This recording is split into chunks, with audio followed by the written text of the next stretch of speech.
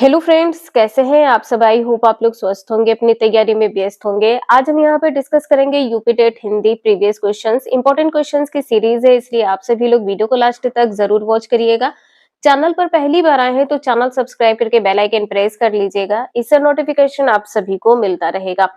जैसे कि आप लोगों ने देखा है कि आपका यूपी टेट एग्जाम जुलाई 2026 में होने वाला है, और अगर आप सभी लोग पहली बार यूपी टेट देने जा रहे हैं तो अपने मन से आप सभी लोग यूपी टेट का डर निकाल दीजिएगा, क्योंकि ये एग्जाम इतना भी टफ नहीं होता है जितना आप लोगों को बताया जाता है। अगर आप सभी लोग 8 से 10 साल के प्रैक्टिस सेट सॉल्व कर लेते हैं तो 100% आप सभी का यूपी टेट फर्स्ट अटेम्प्ट में ही क्लियर हो जाएगा। तो चलिए स्टार्ट करते हैं। क्वेश्चन यहाँ पर आपका दिया गया है, कपटे मित्र के लिए सही मुहावरा होगा क्या। देखिए, ये क्वेश्चन आप सभी का यूपी टेट 2013 में पूछा गया है, और सेम क्वेश्चन आप सभी का EMRS 2025 में क्वेश्चन पूछा गया है। तो देखिए, क्वेश्चन आपके एग्जाम में रिपीट होते हैं, अगर अच्छे से प्रैक्टिस कर लेते हैं तो आप सभी के हिंदी में 30 में 30 नंबर जरूर आएंगे। कपटी मित्र का मुहावरे का अर्थ यहाँ पर क्या हो जाएगा, आस्तीन का सांप। बी आंसर यहाँ पर आपका सही हो जाएगा।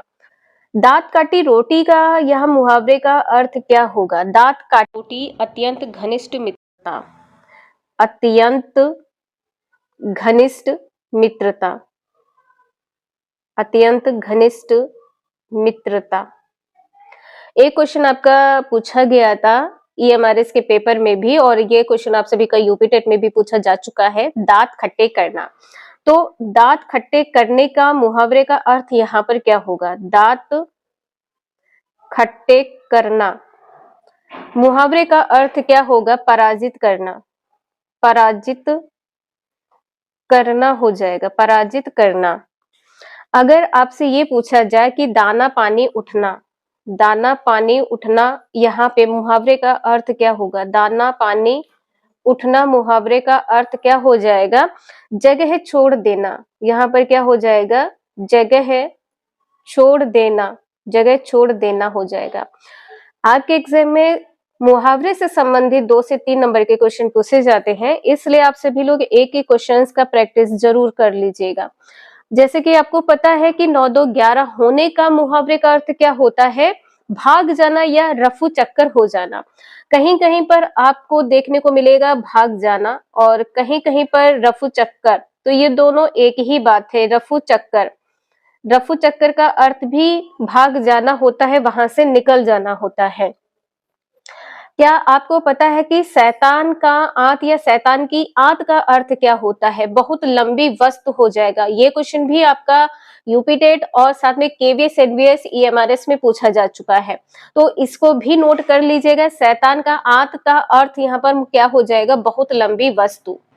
यहाँ पर आप लोग नोट कर लीजिए, शैतान की आंत, शैतान की आंत मुहावरे का अर्थ क्या हो गया यहाँ पर, बहुत लंबी वस्तु, बहुत लंबी वस्तु। यहाँ पर आपने देखा है कपटे मित्र का मुहावरे का अर्थ क्या होगा, आस्तीन का सांप हो जाएगा। यहाँ पर अक्ल की दुम लिखा है, अगर अक्ल का दुश्मन लिखा होता तो यहाँ पर क्या हो जाता, अक्ल की दुम के ये दुश्मन की एक ही बात है, महामूर्ख हो जाएगा। क्या होगा यहाँ पर, महामूर्ख हो जाएगा, महामूर्ख होगा। और अगर आप सभी ने EMRS का पेपर दिया है तो आप लोगों ने देखा होगा TGT में और आप सभी के जो अदर एग्जाम है इसमें पूछा गया है कि अक्ल का दुश्मन अक्ल की दुम, तो महामूर्ख हो जाएगा।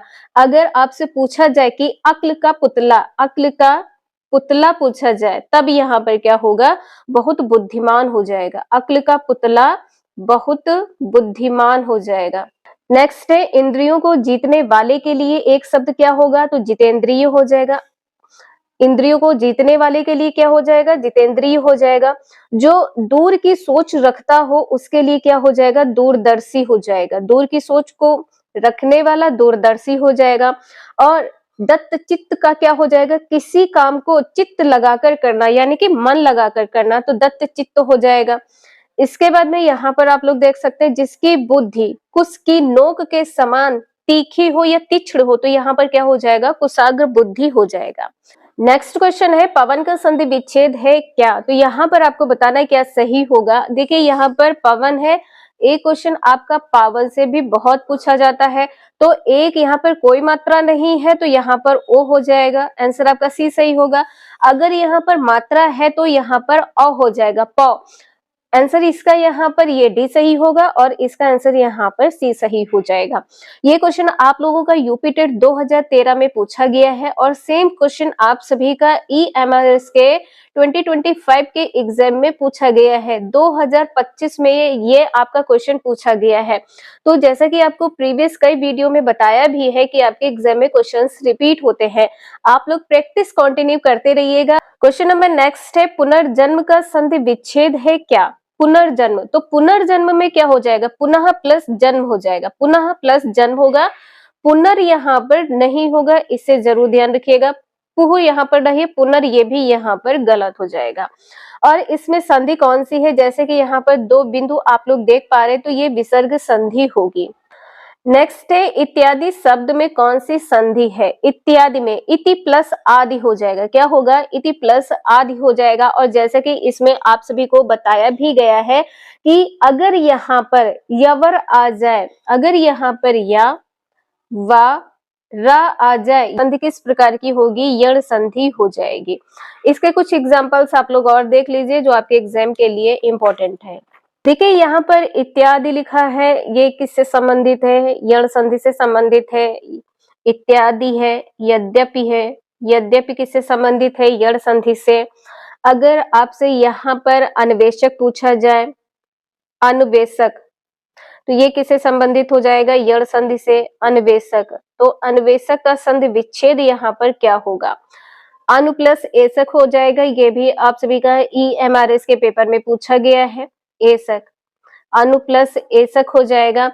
एक क्वेश्चन आप सभी का अनविक्षण का पूछा जाता है, अनविक्षण, अनविक्षण। आप लोग कमेंट करके इसका संधि विच्छेद जरूर बताइएगा और कौन सी संधि है आप लोग ये भी कमेंट करके जरूर बताएं। अगर आपसे प्रत्येक का पूछा जाए, प्रत्येक, तो प्रति प्लस एक हो जाएगा, प्रति प्लस एक प्रत्येक हो जाएगा।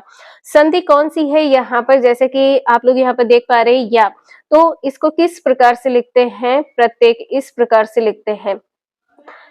अगर आपसे न्यूज का पूछा जाए, न्यूज में कौन सी संधि है? तो यण संधि है। इसके बाद में हम यहाँ पर देख लेते हैं वृद्धि संधि। वृद्धि संधि को आप कैसे पहचानेंगे? तो देखिए, पहचानने की ट्रिक भी आपको आनी चाहिए। वृद्धि का मतलब क्या होता है? बड़ा या बड़ी मात्रा कह सकते हैं। तो वृद्धि में अगर दो मात्राएं आए, वृद्धि में कितनी मात्राएं आए? दो मात्राएं आए, दो मात्राएं। जैसे कि यहाँ पर क्या है? अ आ जाए या यहाँ पर अ आ जाए, तो संधि किस प्रकार की होगी? तो वृद्धि संधि हो जाएगी। अब यहाँ पर वृद्धि संधि में जैसे कि क्या है? एक कैक है, दो मात्रा लगी है, पहचान सकते हैं कि यहाँ पर वृद्धि संधि होगी। अगर यहाँ पर वनौषधि, औषधि, देखिए वनौषधि इस प्रकार से लिखा हो तो आप पहचान सकते हैं कि यहाँ पर वृद्धि संधि हो जाएगी। अब यहाँ पर देखिए, हम बात करते हैं दीर्घ संधि की। दीर्घ संधि आप किस प्रकार से पहचान सकते हैं? तो दीर्घ संधि में पहचानने की ट्रिक क्या है? यहाँ पर आप लोग देख सकते हैं कि अगर यहाँ पर बड़ा आ की मात्रा आ जाए या बड़ी ई की मात्रा आ जाए या यहाँ पर बड़ा ऊ की मात्रा आ जाए या री आ जाए, तो संधि किस प्रकार की होगी? दीर्घ संधि हो जाएगी। दीर्घ का अर्थ क्या होता है? दीर्घ का मतलब भी यहाँ पर बड़े स्वर हो जाएंगे, बड़ी मात्रा हो जाएगी। लेकिन यहाँ पर वृद्धि में आप लोग जरूर ध्यान रखिएगा, वृद्धि का यहाँ पर अगर दो मात्राएं होंगी तो आपकी संधि किस प्रकार की होगी? वृद्धि संधि हो जाएगी। इसके बाद में हम यहाँ पर गुण संधि की बात करते हैं। गुण संधि को आप किस प्रकार से पहचान सकते हैं? यहाँ पर कौन कौन सी आ जाए? ए की मात्रा आ जाए, ए की मात्रा, ए की मात्रा आप लोग समझ पा रहे होंगे कि इस प्रकार से ए की मात्रा आ जाए या यहाँ पर ओ की मात्रा आ जाए या यहाँ पर अर आ जाए, तो किस प्रकार की संधि होगी? गुण संधि हो जाएगी। अर में जैसे कि यहाँ पर महर्षि, अर में यहाँ पर जैसे कि महर्षि, कौन सी संधि है? तो गुण संधि है। समझ में आ रहा हो तो video like share and subscribe जरूर कर दीजिएगा। आपके एक लाइक करने से बहुत ज्यादा मोटिवेशन मिलता है, तो प्लीज आप लोग लाइक जरूर कर दीजिएगा। इसके बाद में क्वेश्चन नंबर नेक्स्ट है, जैसे कि यहाँ पर आपने देखा है कुछ एग्जांपल्स आप लोग देख सकते हैं। ये एग्जांपल्स आपके दिए हुए हैं दीर्घ संधि से। अन्नाभव और महाशय किससे संबंधित है? दीर्घ संधि से संबंधित है। इसके बाद में अभी आपको बताया था कि अगर मात्रा यहाँ पर ओ की आ जाए, ओ की मात्रा आ जाए तो संधि कौन सी होगी? गुण संधि हो जाएगी। वृद्धि में आपको बताया था कि अगर मात्राएं दो आ रही हैं तो संधि किस प्रकार की होगी? वृद्धि संधि हो जाएगी। क्वेश्चन नंबर नेक्स्ट है, नाक रगड़ना का क्या अर्थ है? तो दीनता पूर्वक प्रार्थना करना। आंसर यहाँ पर आपका सी सही हो जाएगा। तलवे चाटना मुहावरे का अर्थ यहाँ पर क्या हो जाएगा? चापलूसी करना। और ये दोनों मुहावरे आपके एग्जाम के लिए इंपॉर्टेंट है, ये रिपीट हो सकते हैं। क्वेश्चन नंबर नेक्स्ट है, उन्मूलन का विलोम क्या होगा? उन्मूलन का यहाँ पर रोपण हो जाएगा। उन्मूलन का क्या होगा? रोपण हो जाएगा। देखिए ये उत्कर्ष का आपका पूछा गया था, ये आपका यूपी टेट का पेपर है और आप लोग यहाँ पर देख पा रहे हैं कि कितने क्वेश्चन ऐसे हैं कि डायरेक्ट यूपी टेट एग्जाम से पूछे गए हैं। ये भी क्वेश्चन आप सभी का EMRS 2025 में पूछा गया है। उत्कर्ष का क्या होता है? अपकर्ष होता है। उत्थान का पतन हो जाएगा, अवनति का क्या हो जाएगा? उन्नति हो जाएगा। क्या आपको पता है कि नख का विलोम क्या होता है? नख का विलोम यहाँ पर सिख हो जाएगा। नख का यहाँ पर सिख हो जाएगा। अगर आपसे यहाँ पर पूछा जाए निद्रा का, निद्रा मतलब क्या होता है? सोना। निद्रा का जागरण हो जाएगा। निद्रा का विलोम यहाँ पर क्या हो जाएगा? जागरण हो जाएगा। अगर आपसे यहाँ पर ख्यात का पूछा जाए, ख्यात का, ख्यात का विलोम यहाँ पर क्या होगा? ख्यात का विलोम यहाँ पर हो जाएगा कुख्यात। ख्यात का यहाँ पर कुख्यात हो जाएगा। अगर आपसे यहाँ पर ये पूछा जाए कि कठिन का क्या होगा? अगर आपसे कठिन का पूछा जाए तो सभी को पता है कठिन का यहाँ पर सरल हो जाएगा। कठिन का यहाँ पर सरल हो जाएगा। और कृतज्ञ का क्या हो जाएगा? कृतज्ञ। कृतज्ञ का यहाँ पर विलोम शब्द क्या हो जाएगा? कृतघ्न। कृतज्ञ का यहाँ पर कृतघ्न हो जाएगा। कृतघ्न। अगर आपसे ज्योति का पूछा जाए, ज्योति का यहाँ पर क्या हो जाएगा? तम हो जाएगा। ज्योति का यहाँ पर तम हो जाएगा। इसके बाद में अगर आपसे ये पूछा जाए कि उभार का क्या होगा? देखिए उभार इंपॉर्टेंट है, आपके एग्जाम में पूछा जा सकता है। उभार का विलोम यहाँ पर क्या हो जाएगा? धैंसाव। धैंसाव हो जाएगा। इंपॉर्टेंट है, पूछा जा सकता है आपके एग्जाम में, तो इसे जरूर याद रखिएगा। और उदयाचल का क्या होता है? उदयाचल का अस्ताचल होता है। उदयाचल का क्या होता है? अस्ताचल होता है। उदयाचल का अस्ताचल होता है। ये सभी विलोम आपके एग्जाम के लिए इंपॉर्टेंट है। 1 से 2 नंबर के एग्जाम में क्वेश्चन ये आपके पूछे जाएंगे। अगर यहाँ पर हम बात करें अनैक का, देखिए अनैक का क्या हो जाएगा? यहाँ पर अनैक का विलोम क्या हो जाएगा? ऐक्य हो जाएगा। अनैक का क्या हो जाएगा? ऐक्य हो जाएगा। इसके बाद में अगर आपसे पूछा जाए अधा का, देखिए अधा इंपॉर्टेंट है। अधा का विलोम यहाँ पर क्या होगा? उपारी। अधा का यहाँ पर उपारी। क्वेश्चन नंबर नेक्स्ट है, महावीर प्रसाद द्विवेदी ने आदिकाल को क्या संज्ञा दी है? तो बीज वपन काल हो जाएगा। डी आंसर यहाँ पर आपका सही है। इसके बाद में यहाँ पर आप लोग देख सकते हैं कि आदिकाल से कौन संबंधित है? आचार्य हजारी प्रसाद द्विवेदी है। नामकरण दिया है आदिकाल को हजारी प्रसाद द्विवेदी ने। वीर काल किससे संबंधित है? आचार्य विश्वनाथ प्रसाद मिश्र से। चारण काल जॉर्ज ग्रियर्सन से संबंधित है। चारण काल एवं संधि काल डॉक्टर रामकुमार वर्मा से संबंधित है। क्वेश्चन नंबर नेक्स्ट है, अति सुधो स्नेह को मार्ग है किसकी पंक्ति है? तो ये पंक्ति है घनानंद की। डी आंसर यहाँ पर सही है, घनानंद की पंक्ति है। अगर आपसे आधे अधूरे नाटक के बारे में पूछा जाए, आधे अधूरे नाटक किससे संबंधित है? सभी को पता है मोहन राकेश से संबंधित है। किससे संबंधित है? तो मोहन राकेश से संबंधित है। मोहन राकेश से संबंधित है। इसके बाद में यहाँ पर आप लोग देख पा रहे हैं कि यह प्रेम को पंथ कराल महातरवार की धार पे धनवो है, ये किससे संबंधित है? बोधा से संबंधित है। इसके बाद में यहाँ पर आप लोग देख पा रहे हैं, कटि को कंचन काट विधि कुचन मध्य धरि दीन, ये किससे संबंधित है? शेख आलम से संबंधित है।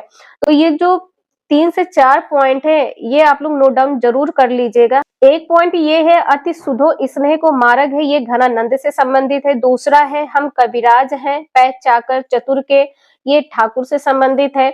यह प्रेम को पंत कराल महा तरवार की धार पे धानवो है, यह वोधा से संबंधित है। कटि को कंचन काट विधि कुचन मध्य धरि दीन, ये किससे संबंधित है? शेख आलम से संबंधित है। चारों पॉइंट आपके एग्जाम के लिए इंपॉर्टेंट है, इसे आप सभी लोग ट्रिपल स्टार कर लीजिएगा और साथ में कहीं पर भी नोट डाउन कर लीजिएगा। नेक्स्ट है कालिंदी का पर्यायवाची क्या है? देखिए कालिंदी किसका पर्यायवाची है? यमुना का। यहाँ पर डी आंसर आपका सही हो जाएगा, यमुना है। और यमुना के अन्य पर्यायवाची कौन कौन से हैं? तो अर्कजा है, रवि तनया है, कृष्णा है, जमुना है, कला गंगा है और सर्वश्रुता है, भानुजा है, तरिणी तनुजा है तथा अर्क सुता इत्यादि, ये सभी यमुना के पर्यायवाची हैं। इसके बाद में है लक्ष्मी जी के पर्यायवाची कौन कौन से हैं? तो श्री कहा जाता है, कमला है, रमा है, पद्मा है, पद्मासन है, इंदिरा भी है। समुद्रजा है, हरिप्रिया सभी को पता है, क्षीरोद है ये भी पता है, तनया है, भार्गवी है और सिंधु सुता है। इसके बाद में सरस्वती के पर्यायवाची कौन कौन से हैं? तो भारती है, शारदा सभी को पता है, वीणा सभी को पता है, गिरा सभी को पता है और एक इंपॉर्टेंट है भाषा।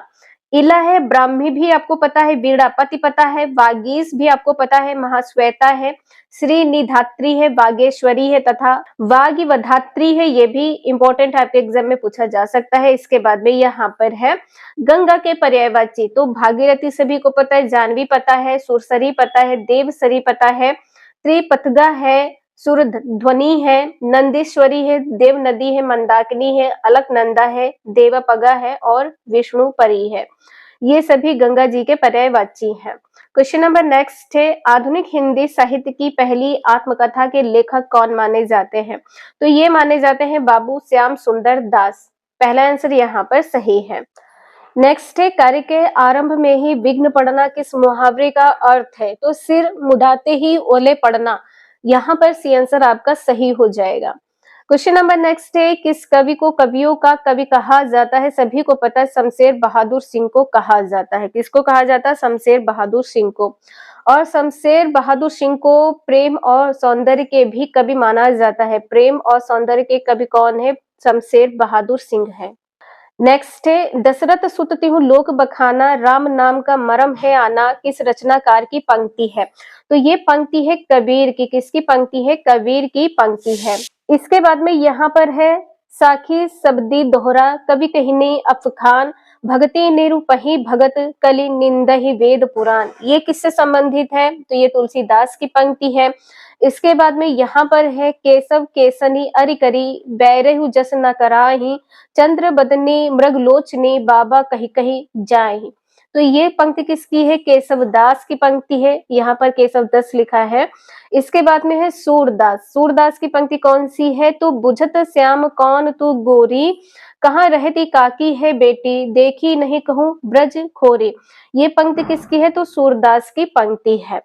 आप लोगों के लिए आज का एक क्वेश्चन है, ये क्वेश्चन आपके एग्जाम में बहुत पूछा जाता है, हिंदी का पहला पत्र कौन सा है? ये कई बार आपके यूपी टेट में क्वेश्चन रिपीट हो चुका है, तो आप लोग कमेंट करके इसका आंसर जरूर बताएं। आप सभी के लिए होमवर्क है, तो आज के लिए इतना ही। मिलते हैं नेक्स्ट क्लास में। वीडियो यूजफुल लगे तो लाइक एंड सब्सक्राइब जरूर करें। Thank you for watching this video.